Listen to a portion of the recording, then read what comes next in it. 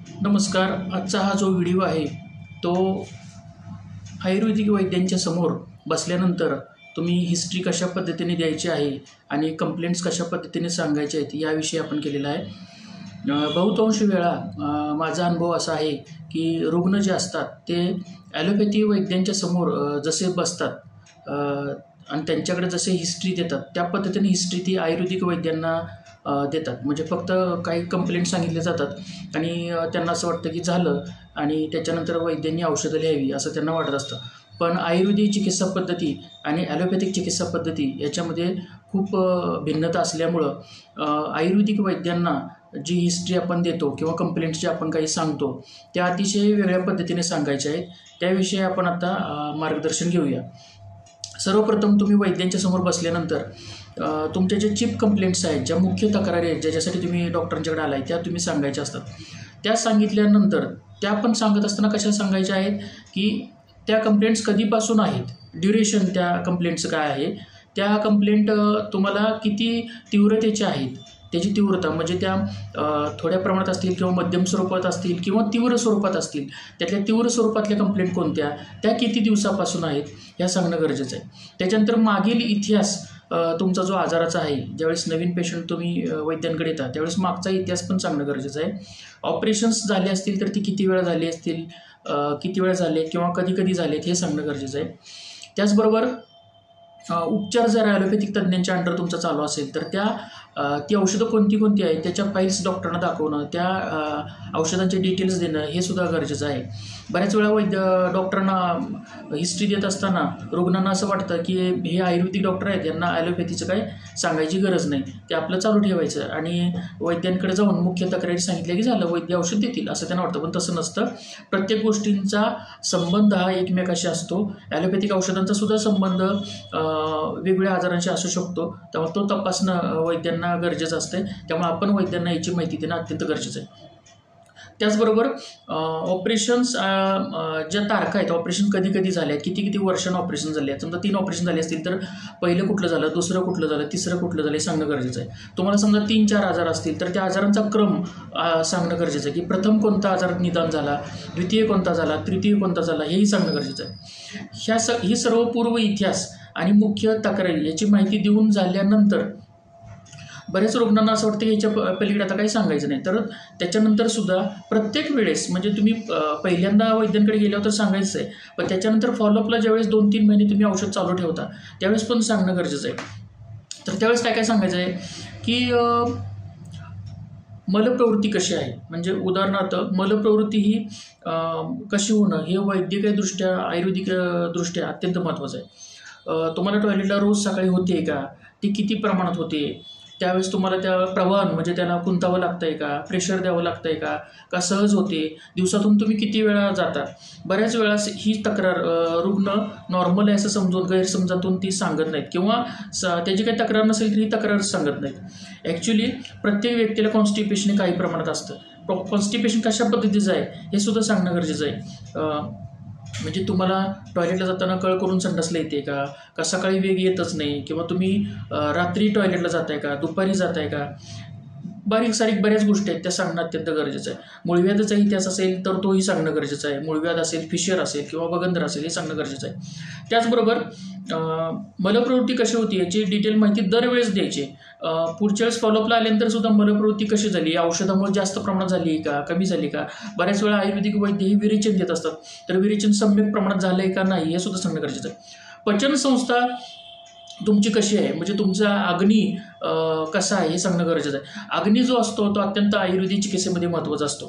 तुमचा अग्नी प्राकृत असेल तरच तुम्ही निरोगी असू शकता. सर्वव्यापी रोगा मंदेग्नौ याचा अर्थ असा आहे की सर्व रोगांचं मूळ हे अग्निमांद्यच असते. म्हणजे आपली कंबशन शक्ती जी आहे, ज्वलन शक्ती जी आहे शरीरातली, ही निश्चित केल्याशिवाय आपण कुठलाही आजार बरा करू शकत नाही किंवा त्याच्यावर चिकित्सा केल्याशिवाय आपण तो बरा करू शकत नाही. डायजेस्टिव्ह पॉवर जी आहे आपली ती समजून घेणं वैद्यांसाठी अत्यंत गरजेचं असते. आणि त्यासाठी भले तुम्ही गुडघेदुखीसाठी डॉक्टरांच्याकडे आला असेल तरी सुद्धा तुम्ही पाचक शक्ती कशी आहे ही वैद्यांना बघावीच लागते, कारण त्याचा संबंध तुमच्या सांध्यांच्या झिजेशी असू शकतो.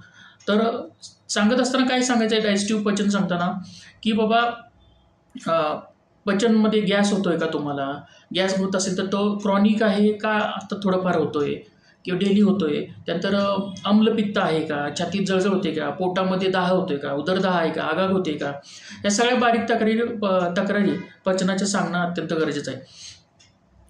त्याचबरोबर भुकेचं प्रमाण तुम्हाला कसं आहे. आता भुकेचं प्रमाण ठरवताना बऱ्याच वेळा रुग्णांना आम्ही असा प्रश्न विचारतो की तुम्हाला भूक लागते का, तर ते सगळेजण मान डोलवतात, हां भूक लागते आम्हाला. तर हे पुरेसं नाही आहे. तुम्हाला खऱ्या अर्थानं भूक लागते का, लोक सांगतात नाही आम्ही जेवायचं झालं की जेवायचं टायमिंग झालं की आम्ही जेवतो आणि माझा जो नित्य आहार आहे तो माझा चालू असतो. तर याच्यावरून भूक आहे का नाही ठरत नाही. हे तुम्ही तुमच्या मनानं केलेले ठाकतोळे आहेत की तुम्ही एवढा आहार खायचा, रोज एवढा आपला आहार आहे, तर तो ही माहिती पुरेशी नाही आहे. क्षुधा मांद्य आहे का नाही, अग्निमांद्य आहे का नाही, कसं ठरवायचं. तर तुम्हाला भूक जेवायची वेळ जवळ आल्यानंतर तुम्हाला कडकडून भूक लागली पाहिजे, पटकन जेवावंसं वाटलं पाहिजे, शिळी भाकरी दिली तरी ती गोड लागली पाहिजे. त्याच्यानंतर एक वेळ जेवलं तर जेवलं आणि दिवसभर नाही जेवलं तर चालतंय का, अशा कंडिशन असतील तर त्यानुसार तुम्ही योग्य माहिती डॉक्टरांना देणं गरजेचं आहे. त्यामुळे क्षुधा ही जी तक्रार आहे ती प्रॉपर आहे का नाही हे तुम्ही सांगा. वैद्याने तुम्हाला प्रश्न विचारतील त्या संदर्भात आणि ते योग्य ते उत्तर घेण्याचा प्रयत्न करत असतात, पण आपणही त्यांना कोऑपरेट करणं अत्यंत गरजेचं आहे. आपणही आपली बुद्धी लावून एक्झॅक्ट लक्षणं सांगणं गरजेचं आहे. कारण आयुर्वेदिक चिकित्सा पद्धती ही लक्षणांवर जास्त चालते. लक्षणानुसार तो अनुमान, तर्क, प्रत्यक्ष प्रमाण यानुसार चिकित्सा केली जाते. दोष धातू मल सिद्धांत जो अप्लाय करत असताना बारीक सारीक गोष्टी ह्या विचारात घ्याव्या लागतात. फक्त मुख्य तक्रारी सांगितल्या आणि लगेच औषध लिहिणं असं होत नसते. क्षुधा झाल्यानंतर मूत्र प्रवृत्ती कशी आहे. लघवीला तुम्ही रात्री उठताय का, रात्री किती वेळा उठताय, दिवसात तुम्हाला व्यवस्थित लघवी फ्लश होते का, लघवीला हेजिस्टन्सी आहे का, म्हणजे फोर्स द्यावा लागतो का, फ्रिक्वेन्सी आहे का, अर्जन्सी राहते का, अर्जन्सी म्हणजे लघवीला आल्यानंतर पळतच जायला लागतंय असं राहतंय का, किंवा सारखी लघवीची इच्छा होते का, लघवीचं स्वरूप कसं आहे, लघवी जास्त डार्क होते का, जस्ट येलो होते का, किंवा इतर काही लघवी संबंधित तक्रारी असतात ते सांगणं अत्यंत गरजेचं आहे. स्वेद प्रवृत्ती बऱ्याच वेळा हे लक्षण जे मुख्य असतं, स्वेद प्रवृत्ती हे वैद्यांना सांगतच नाहीत बरेच रुग्ण.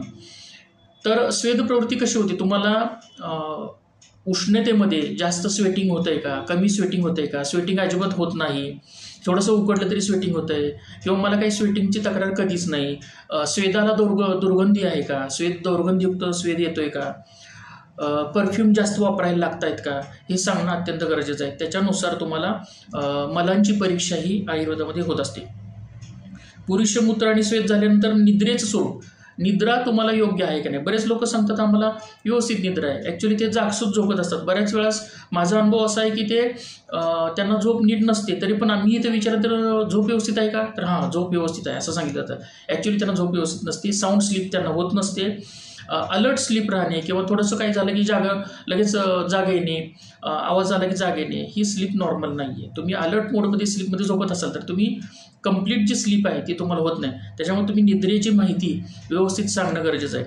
बऱ्याच वेळा तुम्हाला असं डॉक्टरांच्या समोर बसल्यानंतर आठवत नसेल तर तुम्ही घरी बसून शांत डोकं ठेवून कोऱ्या पेपरवर तुम्ही ती तक्रारी सगळ्या 1 by 1 लिहू शकता. माझ्या हे व्हिडिओचा वापर करून तुम्ही हा ऐकत तुम्ही सगळ्या तक्रारी लिहून त्या आम्हाला देऊ शकता. म्हणजे इथं डॉक्टरांच्या समोर बसल्यावर वेळही वाचेल, आमचाही वेळ वाचेल, तुमचाही वेळ वाचेल आणि डॉक्टरांना एक्झॅक्ट निदान करण्यासाठी याची अत्यंत मदत होणार असते. मानसिक स्थितीमध्ये बऱ्याच वेळा रुग्ण मानसिक स्थिती व्यवस्थित आहे का, तुम्हाला कसलं टेन्शन आहे का, असं ज्यावेळेस आम्ही असं विचारतो त्यावेळेस ते आम्हाला काही टेन्शन नाही असं सांगितलं जातं. टेन्शन नसेल तर धावपळ तुमची होते का, कधी कधी कौटुंबिक समस्या असतात किंवा कुठल्या तर गोष्टीची चिंता असते, कर्ज असतं, काय असतं, याची सुद्धा माणसाला टेन्शन असू शकते. दुसरं गोष्ट, टेन्शन नसतं, काही काळजी चिंता काही नसते, पण आयुष्य हे धावपळीचं असते. तर धावपळीचं आयुष्य असेल ते सुद्धा टेन्शन क्रिएट करत असते. तर तुमची दिवसभर धावपळ होती का, दगदग होती का, मनाचा कोंडमारा होतोय का, याविषयी सविस्तर माहिती वैद्यांना सांगणं अत्यंत गरजेचं आहे. त्यामुळे तुमची मनोचिकित्सा करत असताना सत्व, रज, तम याची पातळी आम्हाला ठरवावी लागते आणि त्यानुसार मनाचा संबंध हा शरीराशी असतो आणि बहुतांश आजारी मनुशारीरिक असतात. त्यामुळे हे अँगल तपासणं आम्हाला अत्यंत गरजेचं असते. त्यामुळे तुम्ही माहिती याची काटेकोर देणं अत्यंत गरजेचं आहे. तुमचं शरीर उष्ण आहे का शीत आहे, तुमचं शरीर सारखं गार पडतंय का, हातपाय गार पडतात का, शरीरात उष्णता जास्त राहते का, सारखा फॅन लावायला लागतोय का, उन्हाळ्यामध्ये तुम्हाला AC मध्ये बसावं लागतं आहे का, हिवाळ्यामध्ये जरासा हिवाळा पडला की लगेच स्वेटर घालावं लागतं आहे का, कानटोपीसारखे घालायला लागते का, ह्या सगळ्या तुमच्या बिहेवियरवरून वैद्य हे ओळखत असतात की शरीराची जी प्रकृती आहे ते कशा पद्धतीने, मग शरीराची कार्यप्रणाली आता काय अवस्थेत आहे, शरीर कसं कार्य करतं आहे याचा तर्क वैद्य लावत असतात. त्यामुळे तुम्ही ह्या सगळ्या घटकांची माहिती अत्यंत करेक्ट सांगणं अत्यंत गरजेचं आहे. याच्यामध्ये तुम्ही याला लाईटली घ्यायचं नाही. बऱ्याच वेळा आम्ही विचारत असताना रुग्ण हे लाईटली घेत असतात की त्यांना असं वाटतं की आम्ही आलो यांना गुडघेदुखीचं दाखवण्यासाठी आणि हे लोक आम्हाला उष्णता आहे का हे वगैरे विचारत बसलेत, तर त्यांना ते लक्ष देत नाही. दुसरं, तुमचा दिवसभर व्यायाम होतोय का, व्यायाम करताना तुम्ही व्यायाम किती करता, एक्सरसाइज किती करता, वॉकिंग तुमचं होतं आहे का नाही, का तुमची सिडेंटरी वर्क स्टाईल आहे का, तुमचा प्रवास जास्त होतोय का, प्रवाससुद्धा हा रोग हेतू सांगितलेला आहे आयुर्वेदामध्ये, तुम्ही भरपूर प्रवास करताय का, हे सांगणं अत्यंत गरजेचं आहे. केसाच्या समस्या असो नाही तर नसो, वैद्यांना तुम्ही केस गळतात, केस पांढरे झालेत हेही सांगणं अत्यंत गरजेचं आहे. त्याचा संबंध तुमच्या सप्तधातूशी असतो. तुमच्या नखांच्या काही तक्रारी आहेत का हे सुद्धा सांगणं अत्यंत गरजेचं आहे. तुमची त्वचा जी आहे ती रुक्ष आहे का ऑइली आहे का मध्यम आहे, त्वचेच्या काही समस्या असतील, भले तुम्ही गुडघेदुखीसाठी दाखवायला आला असाल आणि तुम्हाला त्वचेची काही समस्या वारंवार होत असेल तर त्याचा संबंध गुडघेदुखीशी असू शकतो. त्यामुळे तुम्ही त्वचेची सुद्धा माहिती सांगणं गरजेचे आहे.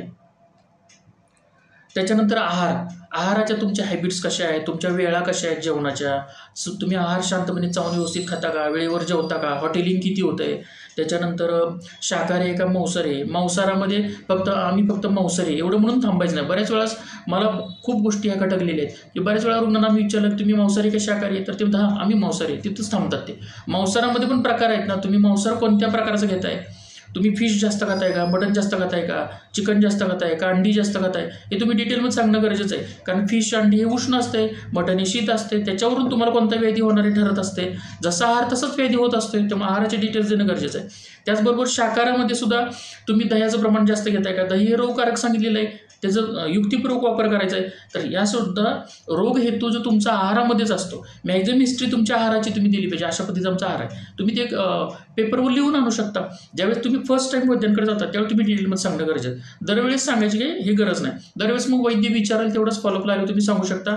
किंवा तुम्हाला जर सांगू वाटलं ह्या नवीन कंप्लेंट आठवल्या तर त्या तुम्ही परत एक्स्ट्रा ॲड ऑन नंतरच्या फॉलोअपच्या वेळेस करू शकता. स्त्रियांमध्ये पाळीची हिस्ट्री सांगताना अतिशय कमी माहिती सांगितली जाते. पाळी येते का तर येते, आणि तुम्ही रुग्ण स्वतःच ठरवतो की माझी पाळी नॉर्मल आहे का ॲबनॉर्मल आहे. तुमची पाळी नॉर्मल आहे की ॲबनॉर्मल आहे हे वैद्य ठरवणार, तुम्ही ठरवू नका. तुम्ही वैद्यांना सांगा की माझी अशी इतक्या दिवसांनी येते, नाही माझी महिन्याला येते. हे उत्तर पुरेसं नाही. तुमच्या 2 पाळीमध्ये एक्झॅक्ट गॅप किती पडतो, फर्स्ट डेट या पाळीची आणि पुढच्या पाळीची फर्स्ट डेट याच्यामध्ये किती दिवस जातात, ह्याच्यावरून आम्ही ठरवणार की तुमचा दोष कोणत्या स्थितीत आहे. पाळीमध्ये गॅप 15 दिवसाचा पडतोय, 20 दिवसाचा पडतोय, 25 दिवसाचा पडतोय, 35 दिवसाचा पडतोय, सांगणं गरजेचं आहे. पाळी रेग्युलर येते का इंटरमिडिएट ब्लिडिंग होत आहे, मेनोरेजिया आहे, मेट्रोरेजिया आहे, डिस्मेनोरिया आहे, इरेग्युलर मेन्स्ट्रुएशन आहे, सप्रेसिव्ह मेन्स्ट्रुएशन आहे, हे सगळं आम्हाला ठरवावं लागतं. ब्लड जे येतं पाळीचं तर त्याचं स्वरूप पण सांगायला पाहिजे की ब्लड हे जास्त डार्क येते, विटकरी कलरचं येते, क्लॉटिंग होते किंवा क्लॉट असणारं ब्लड येते, पेनफुल मेन्स्ट्रुएशन होते, त्याच्यानंतर मध्ये आधी मला व्हाईट डिस्चार्ज होतोय किंवा पाळीच्या वेळेस प्रीमेन्स्ट्रुअल व्हाईट डिस्चार्ज होतो, मेन्स्ट्रुएशन झाल्यानंतर व्हाईट डिस्चार्ज होतो, हे सांगणं डिटेल्स अत्यंत गरजेचे आहे. स्त्रियांनी विशेषतः हे लक्षात ठेवावं. याच्यानंतर